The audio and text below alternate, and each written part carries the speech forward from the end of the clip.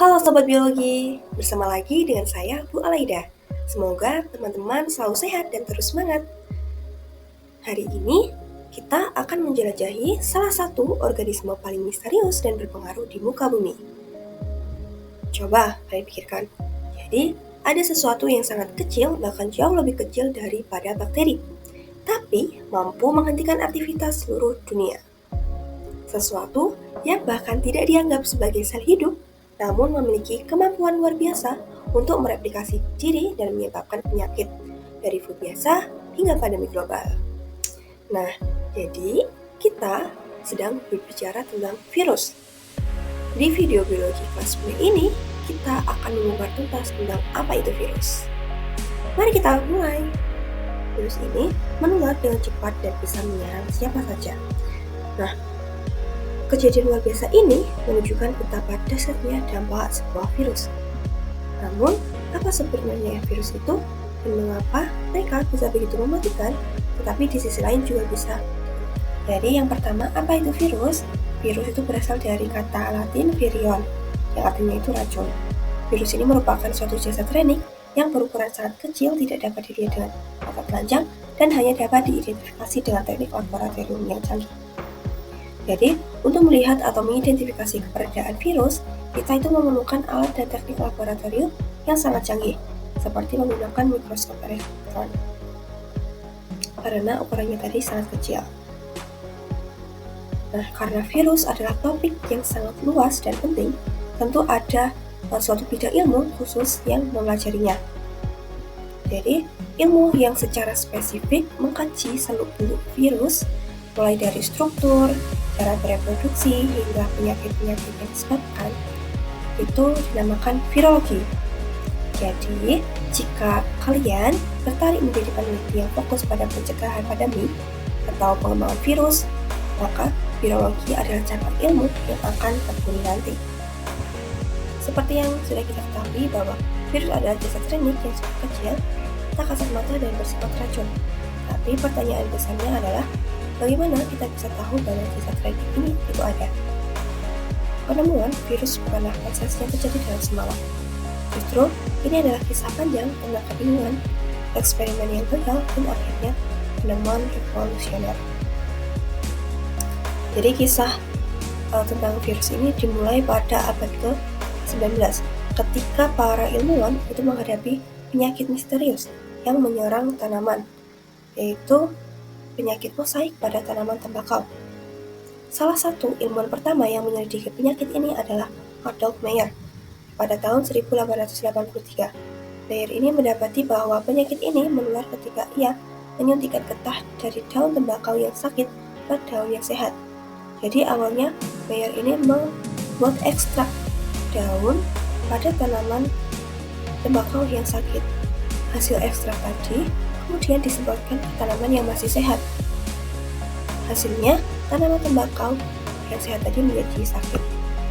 Jadi, awalnya Meyer ini berasumsi bahwa penyebab dari penyakit ini adalah disebabkan oleh bakteri. Karena saat itu bakteri adalah mikroorganisme terkecil yang diketahui. Karena ketika Meyer mengamati di bawah mikroskop, itu tidak terlihat adanya virus. Jadi, karena ukuran virusnya itu lebih kecil daripada bakteri. Setelah hipotesis Meyer tentang bakteri yang sangat kecil pada tahun 1883, 4 tahun kemudian, setelah seorang ilmuwan asal Rusia bernama Dmitri Ivanovsky. Pada tahun 1892, Ivanovsky mencoba mengulangi dan memverifikasi temuan Meyer. Dia juga menggunakan getah dari tanaman tembakau yang sakit. Namun, Ivanovsky menambahkan satu langkah kritis, yaitu menggunakan filtrasi. Dia menyaring getah yang sakit itu menggunakan filter khusus yang didesain untuk menyaring bakteri. Secara teori, setelah disaring, getah tersebut seharusnya sudah bebas dari semua bakteri, termasuk bakteri patogen yang diperkirakan oleh Meyer tadi. Namun, apa yang terjadi? Hal yang mengejutkan adalah setelah getah yang disaring tadi disemprotkan ke tanaman yang masih segar, tanaman itu pun tetap sakit. Jadi Ivanovsky ini menemukan hal yang sama seperti Meyer. sesuatu yang menyebabkan penyakit masih lolos dari saringan. Sama seperti Meyer, Ivanovsky menyimpulkan bahwa penyebab penyakit tersebut adalah bakteri patogen yang sangat kecil, bisa melewati saringan bakteri. Jadi, baik Meyer maupun Ivanovsky sama-sama belum menyadari bahwa mereka ini sedang berhadapan dengan entitas biologis jenis baru. Mereka masih terjebak dalam pemikiran bahwa penyebabnya adalah bakteri. Jika Meyer dan Ivanovsky menyimpulkan penyebab penyakit mosaik tembakau adalah bakteri yang sangat kecil, maka ilmuwan Belanda Martinus Pencheri yang bekerja pada tahun 1897 datang dengan kesimpulan yang berbeda dan lebih akurat.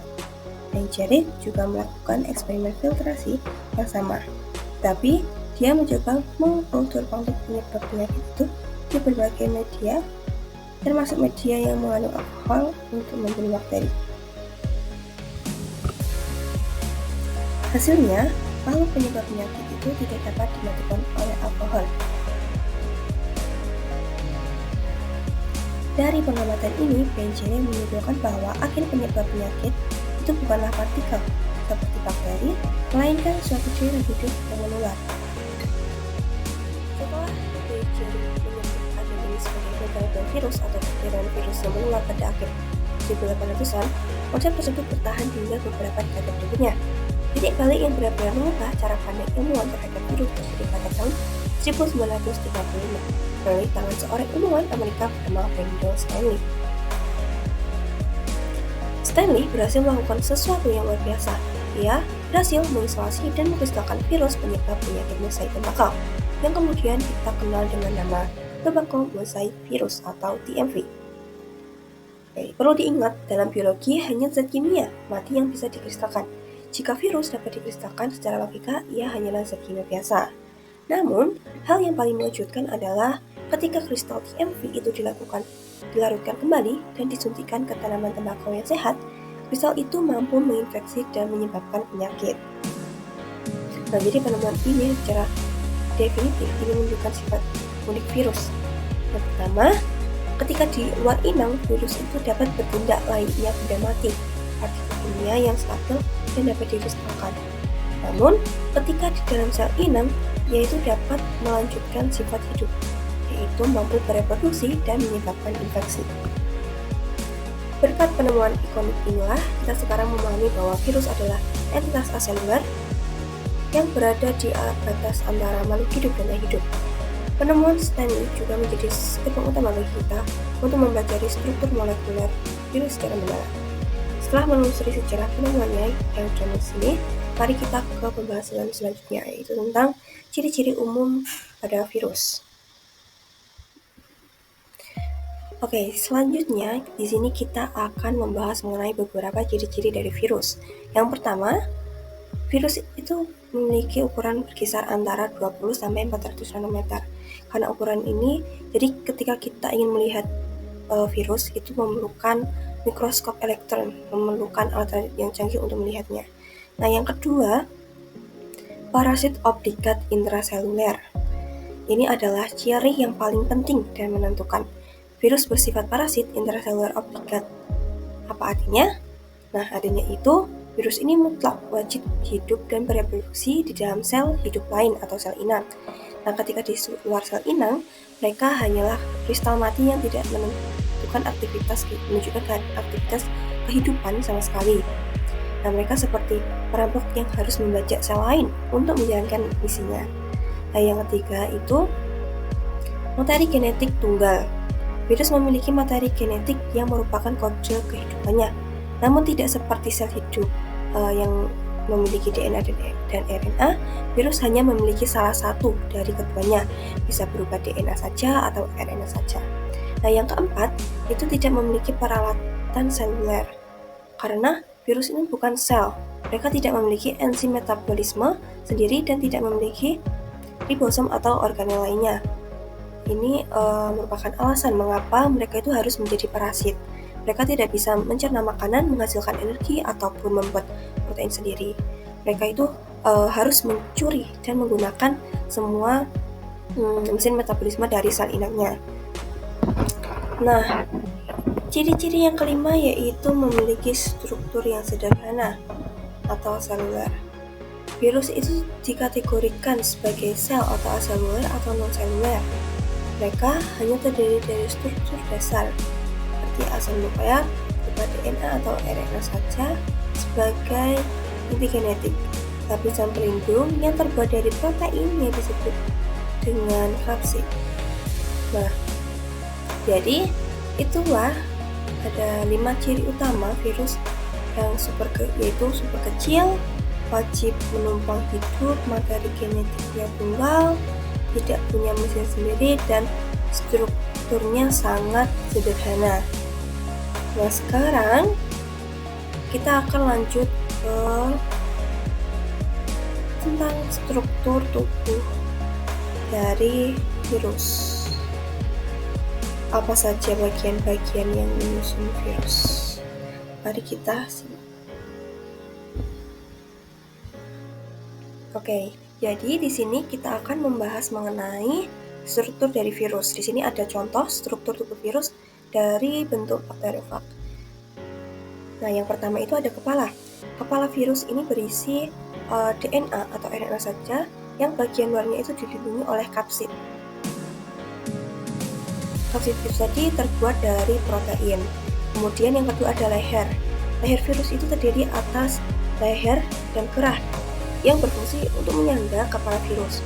Leher virus hanya terdapat pada virus yang berbentuk kompleks. Yang ketiga ada selubung ekor. Selubung ekor ini berfungsi untuk menginjeksi DNA virus ke dalam sel inang dan sebagai penghubung antara kepala dan nukleus virus. Lalu yang keempat itu ada kapsid. Nah, kapsid ini merupakan selubung berupa protein yang berfungsi untuk memberikan bentuk pada virus, melindungi asam nukleat dari kerusakan, dan menyediakan protein untuk menembus membran sel inang. Dan yang kelima ada DNA. Jadi di dalam virus bakteriofag ini kepalanya itu berisi DNA. Lalu yang keenam itu ada serabut ekor. Serabut ekor ini berfungsi sebagai penerima rangsangan dan juga untuk menempel pada sel inang. Bentuknya seperti laba-laba. Dan yang ketujuh ada papan dasar. Papan dasar ini berfungsi sebagai tempat melekatnya serabut ekor dan jarum penusuk. Struktur ke-8 ada jarum penusuk. Jarum penusuk ini berfungsi untuk melubangi sel inang agar DNA virus itu dapat masuk ke sel inang. Jadi itu tadi ada beberapa struktur dari virus dan fungsi-fungsinya. Selanjutnya kita akan menyebutkan beberapa bentuk-bentuk dari virus. Selanjutnya ada bentuk-bentuk virus.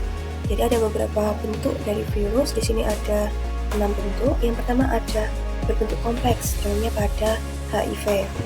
Yang kedua ada berbentuk seperti huruf T, contohnya pada bakteriofag tadi. Kemudian yang ketiga berbentuk amblop, contohnya pada virus influenza.